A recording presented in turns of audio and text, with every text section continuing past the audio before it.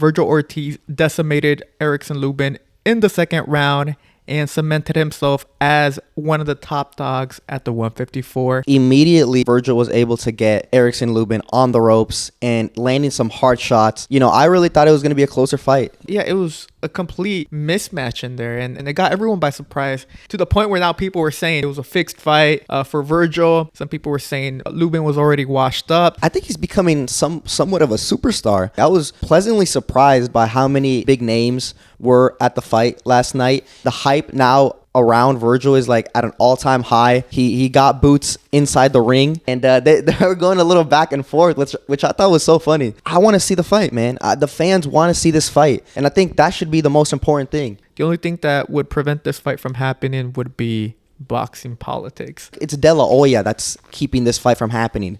Not Vergil Ortiz, not Boots Ennis, not Eddie Hearn. I hope Vergil sits him down and says, hey, I want this fight. Make this fight happen.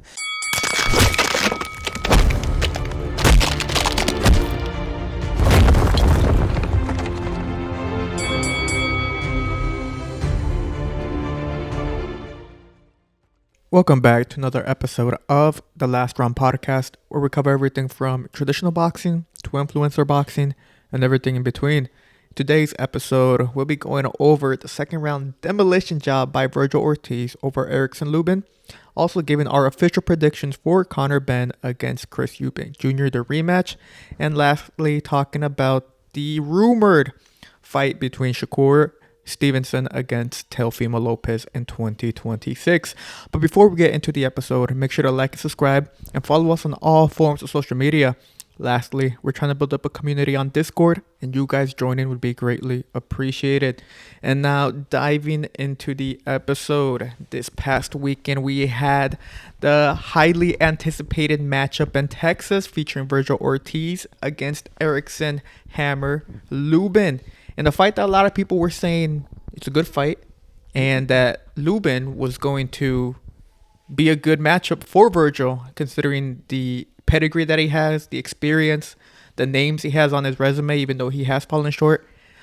But that ended up being the complete opposite. Vergil Ortiz decimated Erickson Lubin in the second round and cemented himself as one of the top dogs at the 154. And building up the hype for a matchup with Boots next year. Thoughts about the fight? Yeah, it was a demolition fight. I mean, immediately, right away, Vergil was able to get Erickson Lubin on the ropes and landing some hard shots.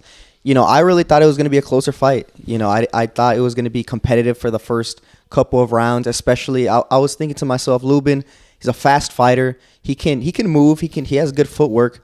So I thought he was going to do that. I thought he was going to be boxing more, using his speed and his footwork to try to stay away from Vergil Ortiz. But, man, Vergil just went in there and he got the job done quickly. And, this was the best thing that could have happened for him. The hype now around Vergil is like at an all-time high. He got boots inside the ring. And talking shit, it's looking really good for Vergil Ortiz. This is really the best thing he could have asked for. Oh, yeah, for sure. I feel like there's a lot more eyes on him now. And I think, not to say that there wasn't, but, when you're fighting against guys like over there from the Eastern European region of Europe, you got Bohacek, Madrimov, tough fighters. They're still within the top 10 of that weight class, but they have no following. I think Boots has definitely now within the past years, build up a crowd of fans that go and support him. So now we're truly going to see this fight next year. But before we even go into that, what surprised me the most was how early Ortiz stopped it. He made it look so easy. Didn't really sustain any damage whatsoever. And it's surprising because for Lubin to come out in the mariachi style like that, I was kind of surprised that Ortiz was able to make it look so easy. I thought, when you see a black fighter, you got like Jaron Davis, Floyd Mayweather, when they go up against a Mexican or Mexican-American fighter, they dress up in that Mexican attire, mariachi style. And so I thought it was going to be a tough fight. I thought, it was going to be a fight that goes the whole full 12 rounds. But no, it wasn't like that. Yeah, I mean, it was very surprising to me because, last episode when I was giving my prediction, I didn't think it was going to be a stoppage. I thought this fight was going to go the distance. And my reasoning for it was, Vergil Ortiz, the first 2 fights at 154, they ended in a KO, which is good. But, his fight against Bohachuk and Madrimov, they went the distance. They were hard-fought fights. And, those guys, they're tough. They got chins. So you're not just going to knock them out. But, I mean, this fight, it seemed like Vergil was like on steroids or something, man. He broke through Lubin's guard, and immediately Lubin was hurt. I mean, he was out on his feet right there. I think it was a great stoppage by the ref. Some people, it was a minority, were saying that it was early, which is just not true. I mean, Lubin was out on his feet, right? Like, he was going to get absolutely knocked out if it kept on going. So I think, Vergil definitely showed his power. He does hit hard. But also, I mean, Lubin might have a questionable chin. He has taken some really tough beatings, specifically that Fundora fight. I mean, it rearranged his whole face. You know what I'm saying? So he has been in a couple of wars. So maybe that might have something to do with it. Once your chin reaches a certain point, it deteriorates to a certain point. You might not be able to get it all the way back, and I think that definitely played a role in it. Yeah, I also felt that Lubin just really came in with the wrong game plan. Like, I saw a lot of people, even after the first round, they were saying, like, yo, if Lubin doesn't get his back away from the ropes, it's going to get ugly. And then what happened next round? He stays on the ropes, and Vergil Ortiz is able to get the stoppage. So I felt the first round was pretty cautious from both of them. Of course, I thought Vergil took the first round, especially the last 10, 20 seconds of it. But Lubin, I feel he came in with the wrong idea, and I was expecting him to move around, showcase his speed, like Asa was saying, and to kind of showcase his IQ that he's displayed in multiple other fights. But, I mean, I was predicting Vergil to get the stoppage win. I thought it was going to be late. And the reasoning for that was because if we look back at his fight against El Mono Ramos, I mean, Lubin was on the back ropes for most of the fight as well, and he was able to get that. I believe it was a split over El Mono Ramos. So I was saying, like, yo, if he's, if he had a tough time against El Mono Ramos, getting his back away from the ropes, how much? That's like 10 times tougher when you're up against a fighter of the caliber of Vergil Ortiz. So I was expecting Vergil to get the stoppage win, but I was not expecting it to be that early and in that manner as well. I thought Lubin was going to bring up more of a fight. I felt, it was a complete mismatch in there, and it really got me by surprise, and it got everyone by surprise to the point where now people were saying, after the fight, someone, like in one of our polls that we posted last night after the fight featuring Boots and Vergil and who wins that matchup, people were already saying, like, oh, it was a fixed fight for Vergil. Are we really supposed to be excited? Some people were saying Lubin was already washed up, this and that. So the narrative changes as soon as Vergil Ortiz made it look easy. And the thing is, I don't want to hear any more disrespect towards Vergil Ortiz. I've said it once and I'll say it again. This man doesn't duck anyone. He wants to smoke at the 154. People were always give him shit for never being a champion. Even Xander gave him shit for not being a champion. And then they were saying, oh, you don't have, you fought at 147, now you're 154 and you've yet to fight for a belt. Like, what are you doing? This and that. Then again, you look at his resume and it's stacked. He has Lubin, he has Madrimov, he has Bohachuk, he has Kavalaskis. I mean, he's got good names in his resume. So this big talk about Vergil not being, or trying to downplay Vergil Ortiz as a fighter, I think needs to stop after this fight. Yeah, and I think he's becoming somewhat of a superstar. I mean, there were some big name fighters at his fight. A lot of them actually. I was pleasantly surprised by how many big names were at the fight last night. I think Vergil, he isn't the biggest talker. He doesn't have the biggest personality, but it's just good to see that people are, respecting. They respect his skills. They're gonna go watch him. It's becoming somewhat of a spectacle. I think he's gaining more and more fans, and I think he's also showing his personality a lot more. I was so surprised that he called Boots up to the ring, and they were going a little back and forth, which I thought was so funny. You know, it was funny. It was building up the hype. You know, they're talking shit to each other, saying, you know, which team started the trash talking first, and they said, you know, let's next fight, let's do it next fight, and so they're both super confident in each other's skills. I really want to see this fight next, man. I think it should be next. Both of them are already interim champions, and you know the winner of that fight can easily be like that could be the road towards undisputed.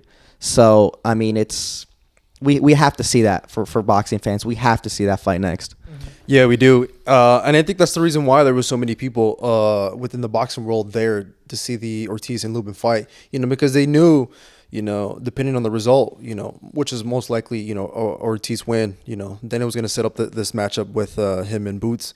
And very interested to see. I was also surprised that, you know, he said something on the mic. He's normally a guy who kind of is very reserved and keeps to himself. You know, your typical fighter, you know, you just go in, fight, and then you don't hear about him until the next 3-4 months, and then he has another fight. But yeah, do you guys think it's gonna happen? I mean, there's a lot of factors, right? They're both ranked within different organizations. Ortiz really wants that belt, you know. He's next in line from the Fundora belt. Boots, you know, he does have other options as well. You know, he has Eddie Hearn, and Eddie Hearn, you know, is a guy who puts his fighters in the best position, and you know Boots is a guy who can sell. So I don't know if this fight is actually going to happen. I really want it to happen. You know, this is quite big for them to actually publicly state that, yeah, this is, you know, we're going to fight each other next. But until it actually happens, I'll believe it. But for now, that fight needs to happen at some point. Well, I mean, De La Hoya needs to do his job. Like, I feel like he's always kind of not getting the best fights for Vergil Ortiz. You know, he's giving him like good opponents, but no belts, no nothing. And I don't know. I feel like that's mainly the manager's fault. I mean, it should be De La Hoya who's looking the best interest for his fighter. Like Eddie Hearn does a good job. Eddie Hearn's a great promoter. And he gets his fighters good fights. You know, in the first fight at 154, Boots is already an interim champion. Vergil Ortiz wasn't the interim champion after his first fight. You know, so I think, I don't know, I just think, I feel like it's De La Hoya that's keeping this fight from happening. Not Vergil Ortiz, not Boots Ennis, not Eddie Hearn. It's De La Hoya. I just think, I don't think he's that good of a manager. Only when he wants to be, you know, only when he like, it benefits him or something. Yeah, only when it's like his cash cow or something, like Ryan Garcia. But everybody else, I feel like he doesn't do the best job. So I hope Vergil sits him down and says, hey, I want this fight. Make this fight happen. Because Vergil does not duck anybody. He's not ducking Boots, Fundora, Murtazaliev, nobody at 154. Vergil wants all of the champions. He wants the best names. You know, he wants to build his legacy. So De La Hoya, get on board and make these fights happen. But like, here's another thing is the fact that Ortiz doesn't duck anybody, but he wants champions. And, you know, he's been, this is his third weight class, and he's yet to become a world champion. Now he's the interim. And now, like, I think Ortiz has to make a decision whether he wants to fight Boots for no belt, just, I guess, legacy and give a good fight to the fans, or, you know, try to go for a belt. Like, he can't have it both ways. Right now, he's in it's almost like a fork in the road. He has to choose whether he wants Boots or a champion. Well, all the other champions are busy right now. I mean, I believe Fundora has a fight set up, so WBC is out. And then we also got rumors. I don't know if it's completely official, but I saw some rumors that Zayas and the other guy, Basao, are finalizing a deal for unification. So those two are out. And then I believe Murtazaliev finally had some rumors for a fight too. You know, it took them long enough. But I believe I saw some names like Josh Kelly or somebody. You know, I know he's going to fight somebody in the IBF rankings. You know, the IBF rankings are a bit wonky. But so yeah, I think all the champions are, you know, busy right now. So I don't want to see Vergil just sit on the sidelines and wait. I think a Boots fight would be amazing for the fans. It'd be his biggest fight of his career. He'd make the most money. I just think it makes sense. I really want to see that fight next. Yeah, I know it's not for a world title, and it's another fight for Vergil Ortiz. A very hard fight for him, but I think it just makes sense. I mean, it would be for interim unification. That's what it would be for. But yeah, that's one of the things I've been seeing online more so to put the fight, to like a point against the matchup right now. It's simply because they say it's not at that it's not that marketable at the moment because they're both not champions. Like for example, if you put up Errol Spence and Terrence Crawford, that was all the belts were on the line, undisputed. That had everyone hype, two of the biggest fighters at the welterweight division going at it for undisputed status. Whereas this one, yes, they're both in their primes, but there's no major belts on the line. Therefore, the marketability, it's a big risk for both fighters to be taken at this point of their career. But I feel like if you really want to change boxing more so in the matchups that happen with more fighters in their prime taking risky fights, especially like this one, for example, then you have to make it happen. I mean, if Boots and Vergil decide to fight next with no belts on the line, just the interim and legacy on the line, you know how much more fighters are going to maybe take that step of taking the risk and taking on a fighter in their prime. It's going to, bring it back to like the good old days of boxing, what they say, when prime against prime would be a normal thing, even when there wouldn't be major belts on the line like this. So I think it's a great matchup. I think it's a fight that should happen next. Like you said, all the champions right now are rumored to be having a matchup sometime soon, so they should be out. Also, Fundora, he's still out with the injury. They still haven't announced his return, but I'm sure that's gonna come soon. But yeah, I think this is the perfect time to have this fight. Everyone's really excited. The only thing that would prevent this fight from happening would be boxing politics. Yeah, and I think another thing would be the fact that, that's all fine and dandy, having these two guys, make it almost as if like, they're throwback fighters. They fight anybody. It doesn't matter about the belts and stuff like that. But another thing is you have to make it worthwhile for everybody, for all parties. Like for them to actually go at it, put their undefeated record on the line for no belt. It's money. I think that would be like the other thing that they would have to overcome is the fact that how much are we going to get paid and stuff like that. I think that would also be another factor to overcome, I guess. Who's going to be the A side? Who's going to be the B side? They're both not champions, but they both have an interim title, and they're both undefeated. I'd say probably Boots just because he was a world champion at 147. But I mean, regardless, like. Thing is, there's a lot of obstacles, obviously, but I want to see the fight, man. The fans want to see this fight, and I think that should be the most important thing. Yes, there's no belts, but I don't care. It doesn't matter. Even in the rankings at 154, Vergil Ortiz doesn't have a world title. He's still ranked number 1, I believe, in the Rings rankings. So, like, he still has the respect. People still see him as one of the best guys, if not the best guy at 154. I don't care he doesn't have a belt, man. I know the level that he's at. I know he's world championship level. And if we go down that route, I mean, it might be years until we see this fight. We're going to wait for them to clear out the division. Like, that's just going to take too long. It's going to take way too long. So I just don't want to wait anymore. I mean, we've been teased this fight since 147. It's been brewing. I think there's plenty of marketability in this fight. We want to see this fight next. Yeah, hopefully it gets done. I mean, they both gave verbal agreements. They had the back and forth in the ring after Vergil's win this past weekend. So if it all goes according to plan, which kind of rarely happens, but we may be getting this fight sometime, hopefully early 2026, but that's just me being very optimistic about that. But Vergil Ortiz officially cemented himself, or he's been cementing himself as an elite fighter at 154. I still have him as my number 2 guy in the division, but he keeps on showcasing why he is a top elite fighter in the best division in boxing today. And after this performance, I don't see many people wanting to get in the ring with Vergil Ortiz. I mean, Xander Zayas, it just gives them another reason to duck and avoid Vergil. So great showcase by Vergil in his hometown of Texas. He even had the big fish Earl Spence there to support him. Teofimo Lopez, he had a lot of big names there. So he proved a lot of people wrong and he made it look easy. So big night for Vergil, and he sets himself up for a potential legacy fight in 2026.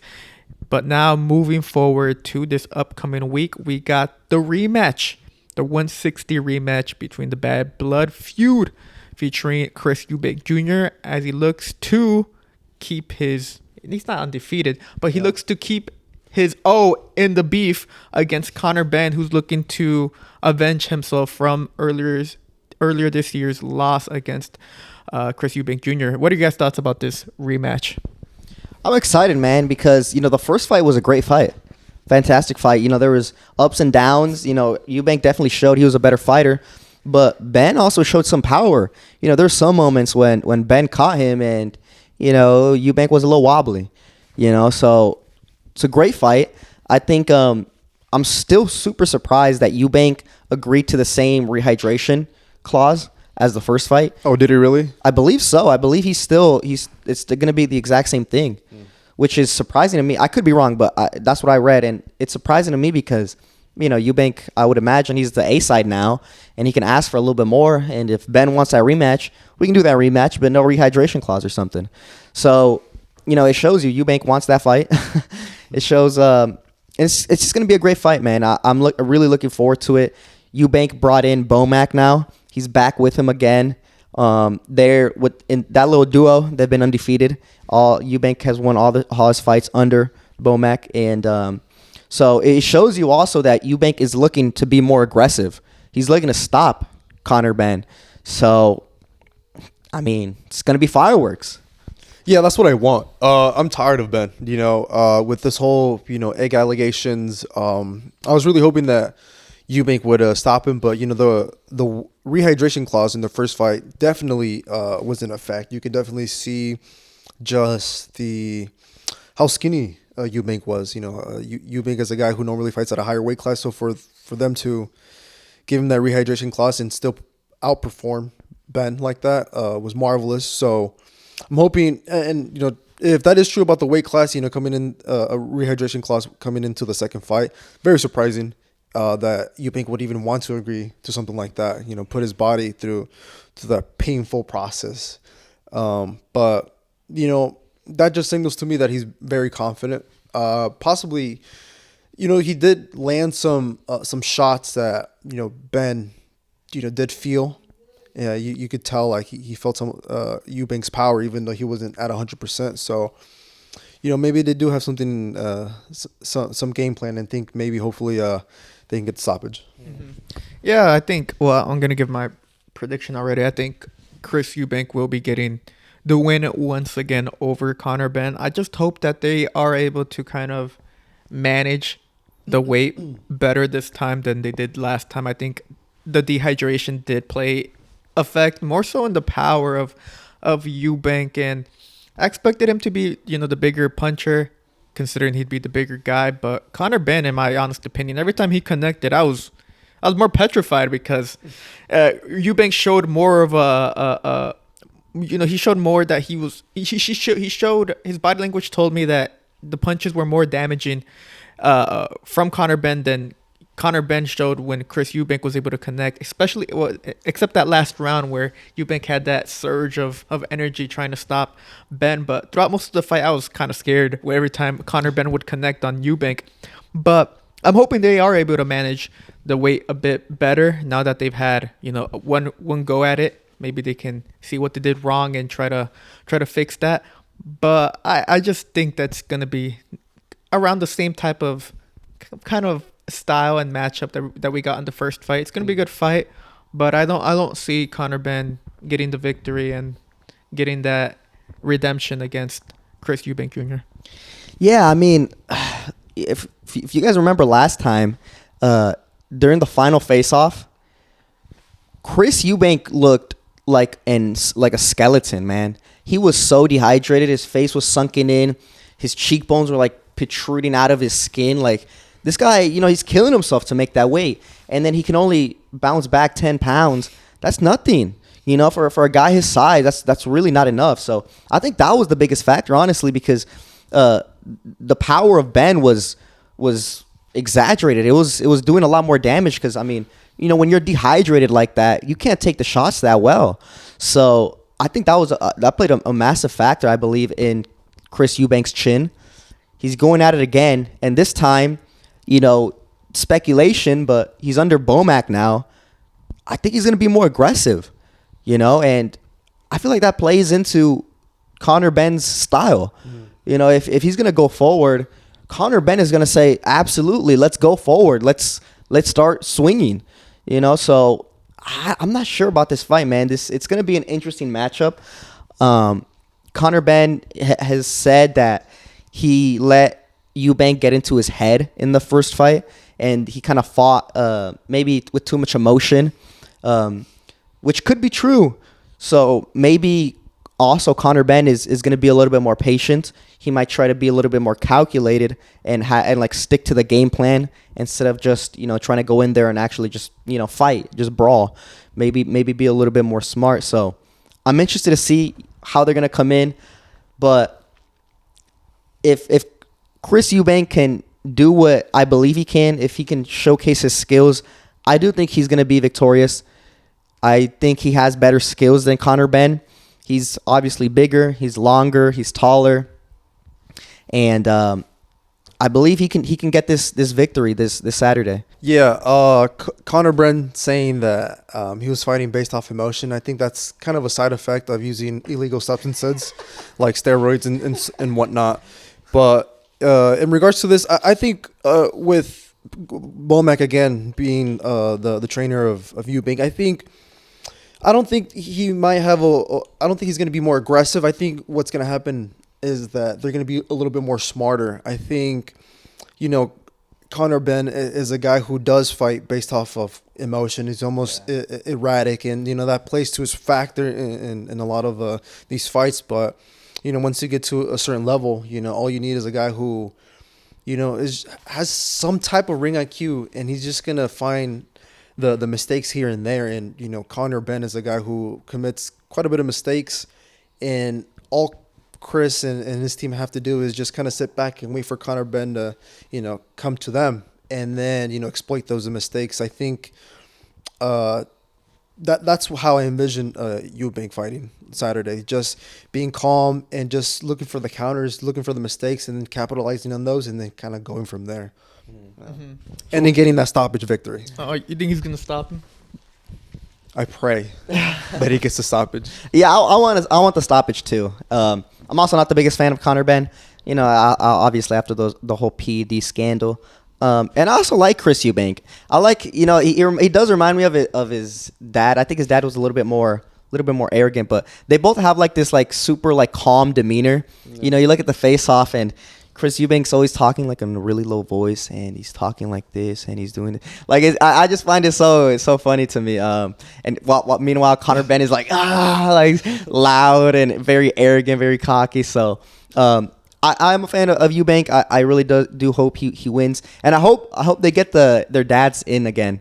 Oh. The ring walks with their parents. Yeah. That's fire. I mean, that was some of those photos were some of the best of the year so far. Yeah. So why not do it again? I think that it also break the internet with Eubank Senior, Eubank Junior, and also Ben Senior. So I think it'd be a great fight. Yeah, this time I want Eubank Senior to come down a stripper pole, come the ring walk. Well, we'll see what they decide to do for the ring walk. But I think we're all in agreement. We believe that Conor Benn will be defeated once again by Chris Eubank Jr. in the highly anticipated rematch. Should be a good one, and it's one that I'm very excited to watch. So let's hope our predictions come to life. But now to the last topic of today's episode. We got major rumors that have been lingering on for some time now between Shakur taking on Teofimo Lopez for a matchup in 2026.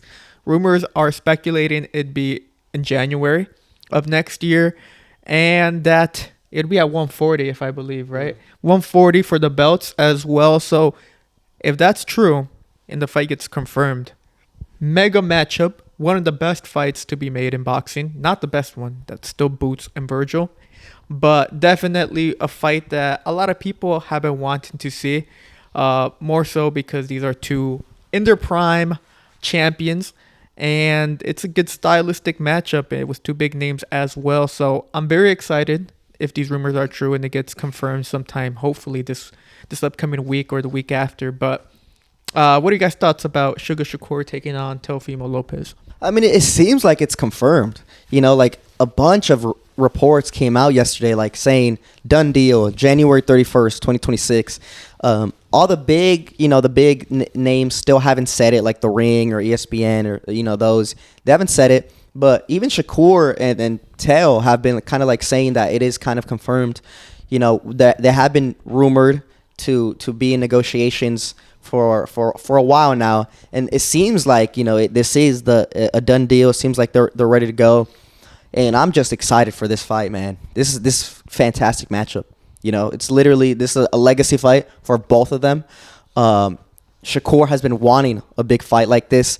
He's been itching for it. He has the skills for it, and it looks like he caught himself a big fish. Teofimo Lopez, he's a very accomplished fighter. I'd say undisputed. I know he wasn't technically undisputed, but listen, he beat Lomachenko, and he unified pretty much all the belts. I'd say he was undisputed at that point. And a champion at 140, the longest standing champion at 140. The 140 division keeps on changing belts. But not Teofimo Lopez. He's still there. So it's gonna be clash of styles. Two completely opposite styles are gonna be in the ring. Hopefully Shakur Stevenson doesn't make it super boring and actually goes in there and fights like Zepeda, like he fought against Zepeda. That'd be amazing, So I'm excited, man. I can't wait for this fight to be officially announced. I don't know if I'm super excited about this fight. I'm pretty sure Shakur is over the moon with this fight. This is like what you said, Asa. This is the first time he's actually fighting a guy who, has a big fan base, is very credible, and I think this is what Shakur has been wanting his whole life. I think, going up to his fourth weight class, he would be making history within himself, for Newark, New Jersey, and things like that, and for himself. I think this is a style matchup that best suits him. I think Teofimo Lopez doesn't stand a chance against Shakur Stevenson. I don't want to, downplay Teofimo Lopez, but it seems as though every time he is matched up against a guy who is a lefty southpaw and, has slick boxing movements here and there, he struggles. And now he's fighting up against a guy who a lot of people see Shakur Stevenson as, a Floyd Mayweather in the sense of, he's very defensive oriented, barely gets hit, and can win off of a round with just a punch or two. And I think has always been a nightmare for Lopez. So very surprised that he wanted this fight. He was chasing this fight. I think there's other better matchups for him at that weight class, but maybe he knows something that I don't. Yeah, I mean, they were rising up the amateur rankings together, weren't they? I believe they've known each other for a very long time. I'm sure they have sparred. I remember there's like this little sparring clip that Teofimo Sr. is taking a video. It's like 10 seconds. And then Shakur sees it. He's like, hey, no recording. And Teo's like, yeah, no recording. And then I believe Senior's like, oh, no, I was taking photos. He's like, I'm not. Yeah. It's like, bro, come on. You got your phone in a rectangle like this. Like, come on, let's be honest here. But so I always thought that was pretty funny. So they've sparred a bunch. I'm sure they know each other well. They know each other's strengths and weaknesses. And it is true. You're right. Teofimo Lopez has always struggled with boxers, with slick boxers that use footwork and jabs and don't engage with them. He's always struggled with that. And I honestly, I really do believe it's because of his coach. Senior he just isn't on that level, I think. Senior was able to get him to stardom, so respect, right? But Teo needs some work, especially when it comes to cutting off the ring. He chases these guys way too much. He just doesn't cut off the ring efficiently enough, and I feel like that's the coach's fault. It's like, man, you guys know you guys are going up against a slick fighter. Make a game plan around that. Work on cutting off the ring, but instead they do the exact same thing, and Teo doesn't look the best. So I really wish they would bring in another coach that would help them. Senior could still be in the corner, but bring someone in that can help you cut off the ring and give you the best chance to win this fight, because this is a legacy fight. You got to win this fight. It's going to be huge. I think for me, that would be very tough because, Senior has a big ego. He wants to be the main coach. I think maybe he wouldn't mind bringing someone in, but just sort of as someone who can, give advice here and there, mostly keep their mouth shut. But I think for me, a coach that I would like to see, Teofimo be underneath the guidance of would be maybe Boots Senior. I think, they have Jack Catterall now. They have Andy Cruz. And from what I've seen with Andy Cruz, they don't try to change him, but they try to strengthen the things that he has, but make it more, a little bit more catered towards the professional fighting style. And I think they've done a pretty good job as of right now. And, this is just what I'm, thinking or whatever. I think they can probably, help him with cutting off the ring, but also be more explosive. Do you remember the 135-pound Teofimo Lopez rising up the rings at 135, just out of nowhere throws one or two punches, those left hooks knocking people out cold. I think they could probably bring that old Teofimo back, but I don't know. It really just has to come down to him and wanting that change. Yeah, and Teo his power has been talked about a lot. At 140, he hasn't really shown amazing power like he did at 135. At 135, it seemed like he was heavy-handed like crazy, man. He was a power puncher. He was knocking people out like bad, highlight reel KOs. He was also doing, Fortnite dances, Fortnite emotes. He had a lot of hype. Yeah. And we haven't really seen that as much at 140. Thing is, though, Shakur is a small guy. Shakur started at 130 or 126, I believe. And, now he's going up to 140. It's another division. He's short. He's not that big. I mean, he doesn't have that much muscles. He's not a big guy. He's not a heavy guy. So for Teo, I mean, this is like fighting a 130 pounder. So maybe his power might show up more. If he lands a couple of hard shots. That is if he can land. That is the question. It is the question. Shakur's obviously going to fight very defensively. He's going to go back to his bread and butter, just jabs, be on the outside, wait for his opponent to miss and then counter. So he's obviously not going to fight like Zepeda. That was a one-time thing. He said it himself, like in the post-fight press conference. He was like, yeah, this is a one-time thing. I'm not fighting like this all the time because, it does do a lot of damage to my body. So I do think it's going to be hard for Teo, but it's also hard to go against him. I think he's fought like a lot of tough guys. Lomachenko, he's fought, the tornado guy. Josh Taylor. He's fought Josh Taylor. So he has big names. And it always seems like he performs his best when his opponent is very strong, is a very good opponent. He always gives his best performances. It seems like when he's fighting guys that, don't have like the biggest names or aren't too dangerous or whatever. Yeah, on paper, they're not too dangerous. It seems like Teo struggles there. So big fights, he always shows out. And that's just the type of fighter that he is. So I think this fight definitely is going to show. He's going to show his best performance. I know Shakur definitely is as well. So it's going to be a very, very hard fight for both fighters. Yeah, early predictions right now. What are you guys saying based on these rumors for early 2026? Because personally, for me, I got Sugar Shakur beating Teofimo Lopez by I think it'd be like a UD. Honestly, it intrigues me to see though how Teofimo and his team will approach the fight. What are they gonna do to try to neutralize Shakur? And Shakur already know what he's gonna bring, but like you guys mentioned, Teofimo Lopez always brings his best performance against big names, Lomachenko, Josh Taylor. And then fights like Cambosis where he overlooks them, or fights like Jermaine Ortiz or Sander Martin, names aren't big there, and he seems to underperform. So Sugar Shakur, we know it's a big name, big fight. I'm intrigued to see how Teofimo and his team approach that fight, but I just don't see him. I just can't see Sugar Shakur losing like at all. So I have Sugar Shakur from my early prediction right now, beating Teofimo Lopez, becoming a 140 unified champion, or not unified, but 140 champion, and cementing his first major name into his resume.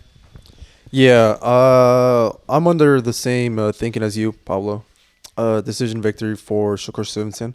As much as I want to support my boy Lopez, and say that yes, he does seem to show out a bit more when the lights are brighter and bigger. The stage is bigger, the crowd is bigger. But Sugar Shakur is a guy who within his last fight surprised me. No one seems to be on his level, and he's going up to a different weight class. And I want to say the weight could start playing into a factor, but it's really hard when no one seems to be able to touch him. So. Yeah, I'm going to have to go with Shakur. Yeah, I don't know, man. I'm going to say 50-50. I really don't know. I gotta go back and look at some fights, because I think for sure for Shakur's, Stevenson's perspective, Teo is the most explosive opponent that he's ever fought. So I want to go back and see I want to go back and see how Shakur fights against explosive, fast fighters. See how he does, because I do think Teo is better, the most explosive one from the bunch. So, well, that's the thing. The way Shakur tends to approach these type of fights is that he avoids them by running the whole night. Look at Edwin De Los Santos. Yeah, I was gonna say, look at De Los Santos fight. De Los Santos was a very explosive, very power puncher, and Shakur obviously slept Las Vegas, so that was not a very good performance at all. Shakur said he was hurt or sick or something. I believe he said he was having wrist pain or something like that. He was only going to be able to use one hand, and he showed it come fight night. Yeah, so he said whether that's true or just a blatant excuse, we're never gonna know. So yeah, I don't know, man. It's gonna be tough. It's hard thing to say right now. I really do think it's a 50-50 fight. It's gonna be difficult for both fighters. If Teo lands something, I do think Shakur's chin hasn't been tested. Yeah. And Teo does have decent power. He's very fast, very explosive.